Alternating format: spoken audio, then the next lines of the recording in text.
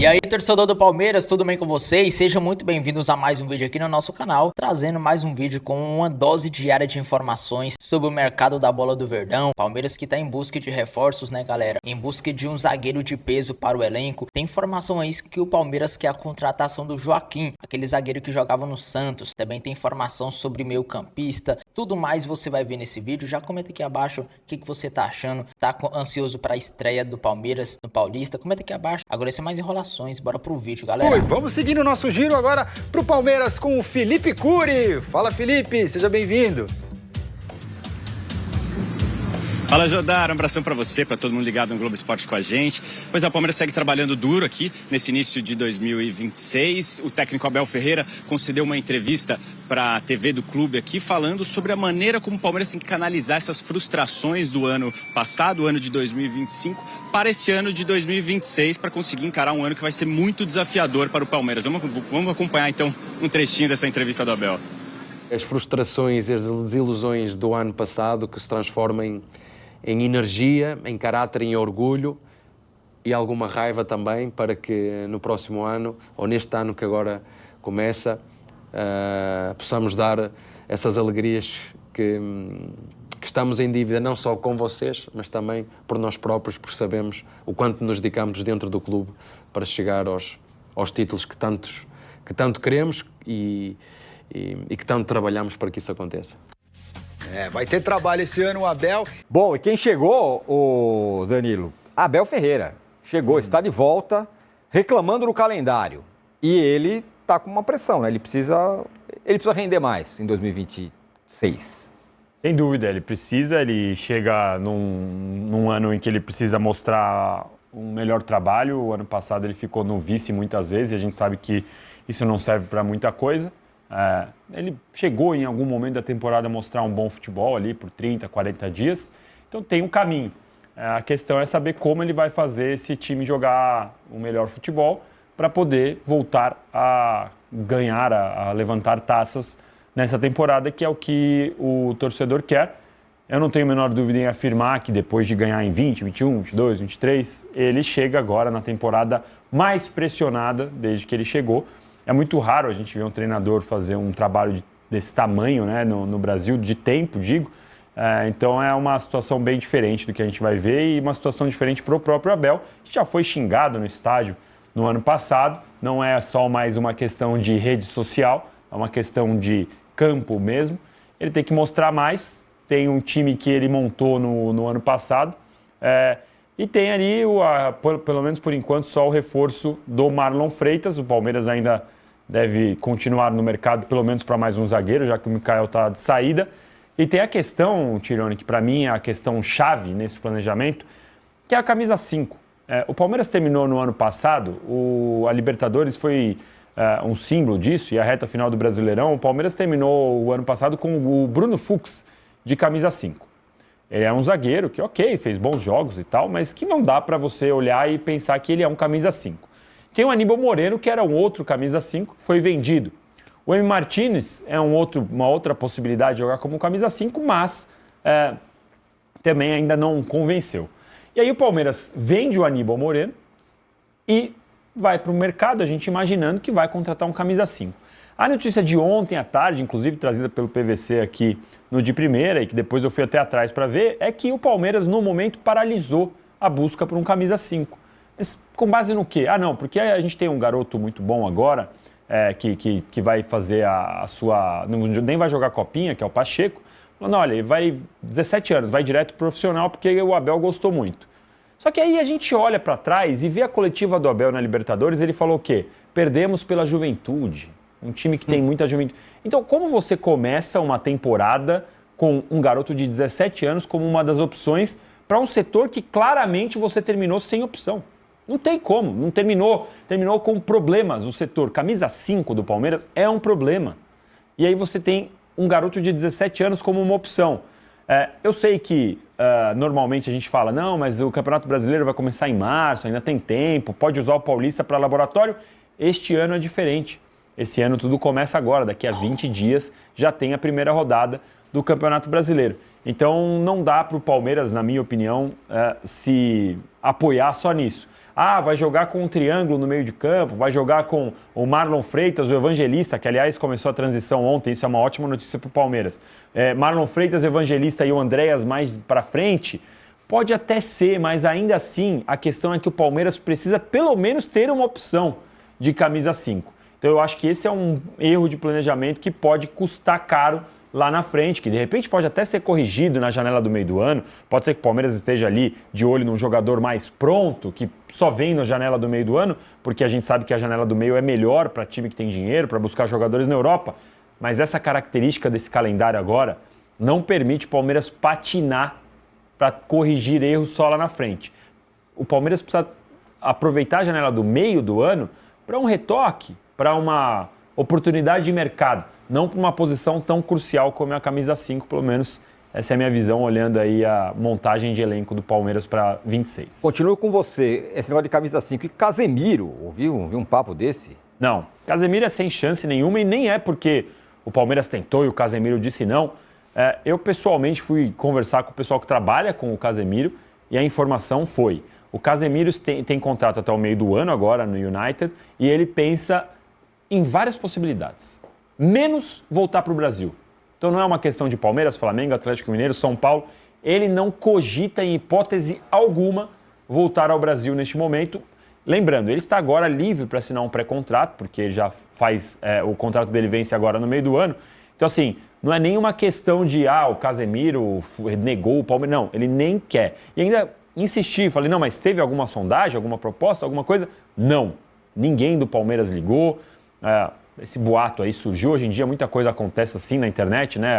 Não sabemos de onde surge alguma coisa que começa a ficar grande, às vezes é repercutido até lá fora, mas não existe nenhuma chance do Casemiro ser jogador do Palmeiras e não existe nenhuma chance, pelo menos de acordo com essas pessoas aí que trabalham com o Casemiro, de ele voltar ao futebol brasileiro. Aliás, a frase me chamou muita atenção. Não, ele analisa o mercado X, analisa o mercado Y, mas para o Brasil, nem a pau.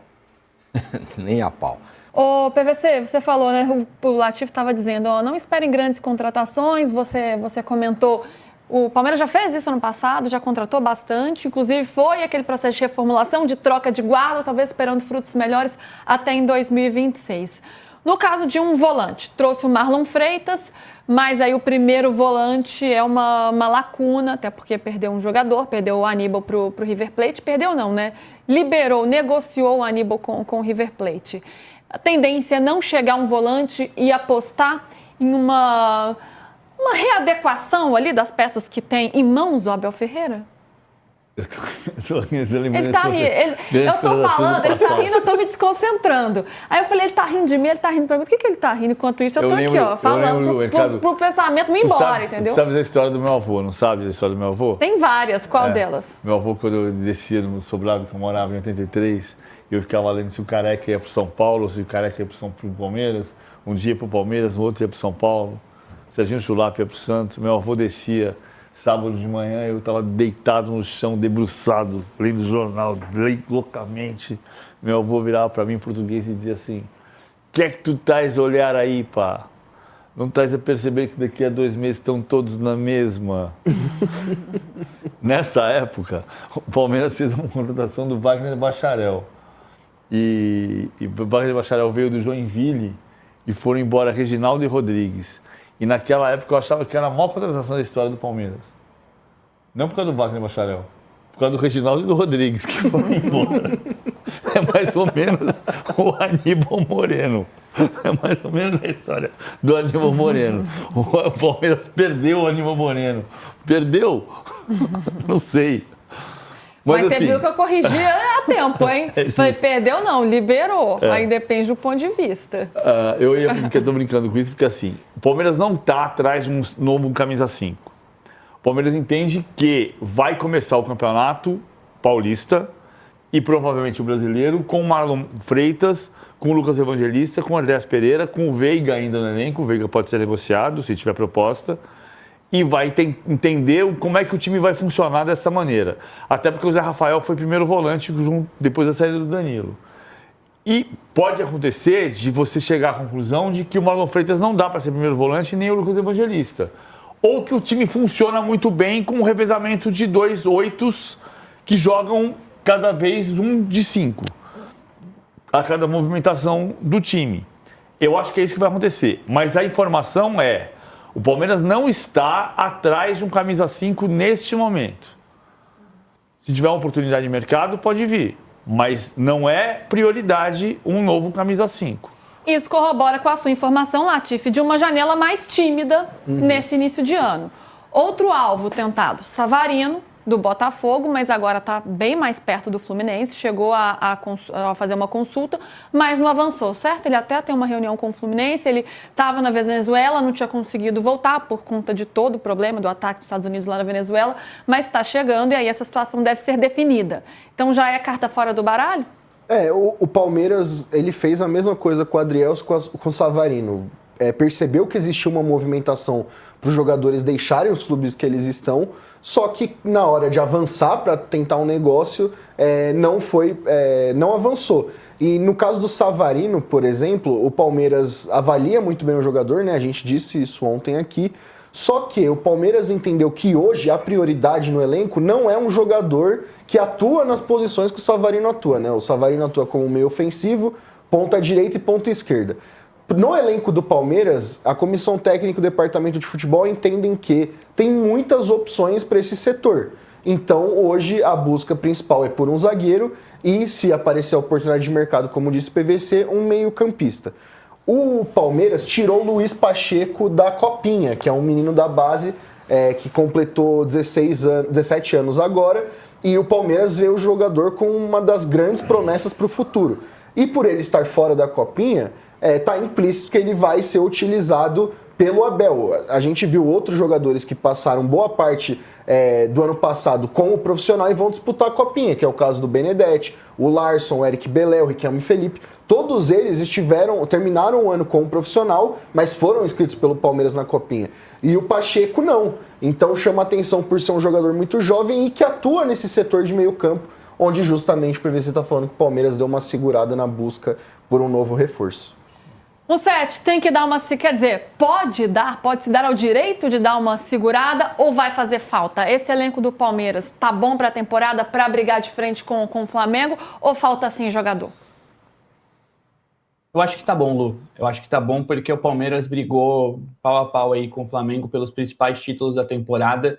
E aí esse fracasso, que é uma palavra forte, né? Mas o Palmeiras não ter conquistado os títulos nessa temporada faz com que o elenco esteja sob uma avaliação diferente do que poderia. Se o Palmeiras tivesse vencido pelo menos um desses títulos, talvez a avaliação fosse outra. Então o Palmeiras, que tem uma gestão profissional, que está num passo à frente da maioria dos clubes, precisa tentar pensar de uma forma mais fria. Não pode cair nessa pressão. O Palmeiras gastou muito, não pode gastar tanto quanto, ou nem metade disso, e esses atletas vieram bem avaliados pelo Scout, Departamento de Futebol, e Abel Ferreira, assim como o Flávio Lopes, que custou um pouco a se adaptar, foi super bem em seleção argentina, depois caiu de rendimento. Esses atletas que chegaram por último podem se destacar e serem esses reforços que talvez o torcedor não esteja esperando. Então o elenco do Palmeiras é bom. Então, com um treinador forte, a manutenção das principais peças e um reforço ou outro começando pelo Marlon Freitas, o Palmeiras vai continuar brigando por títulos. Aproveitando, Lu, só para complementar essa frase do Mussetti, eu estava conversando com uma pessoa da direção do Palmeiras e quando eu estava perguntando sobre mercado, Palmeiras talento no mercado, o que está rolando e tal, e eles me falaram assim, esse time que vocês da imprensa adoram criticar foi vice-campeão brasileiro e vice-campeão da Libertadores. Então o Palmeiras não quer que que minimizem esse fato.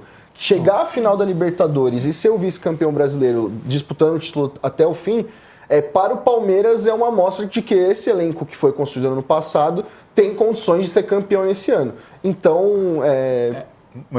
Desculpa. Diga. Não, já fechei.